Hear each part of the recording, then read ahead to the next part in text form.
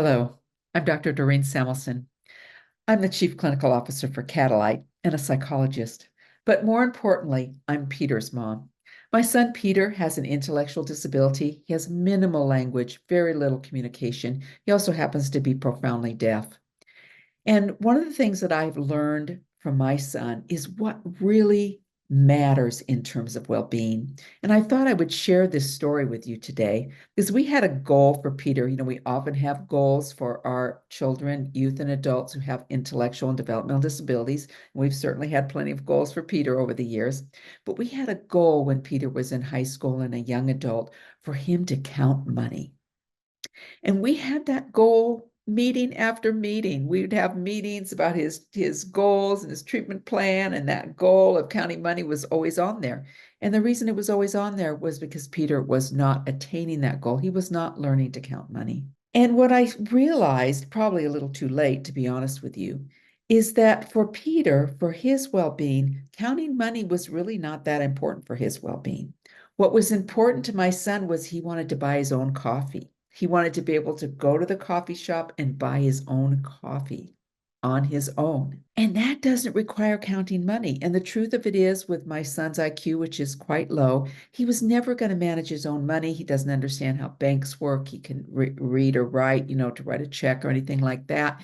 And, that didn't really make a lot of sense to him. But what was important to him was to buy his own coffee. So what we realized was that you can buy a cup of coffee pretty much anywhere, even a fancy cup of coffee, if you have a $20 bill in your wallet. So to teach Peter how to go into a coffee shop and pull out his wallet and pay for the coffee with a $20 bill, that was what was important to my son's well-being, not counting change or counting money. And people said, well, oh, maybe someone's going to give him the wrong change. Well, that is possible. That could happen. Maybe it has happened.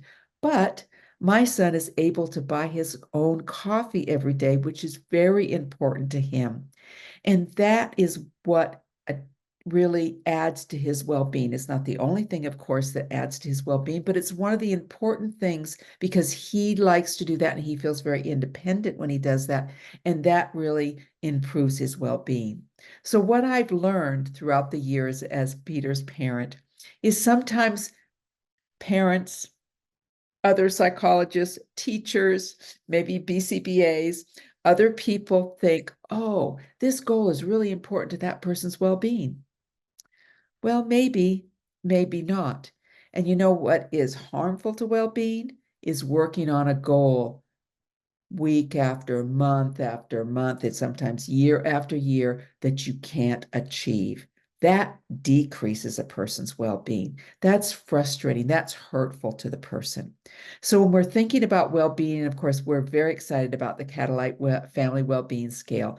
We really want to look for goals that are going to improve the person, the client's well-being, and their family's well-being, and make sure that our own biases about what might improve our well-being, because, I kind of like to be able to count money. That's important to my well-being, that we don't put that on other people.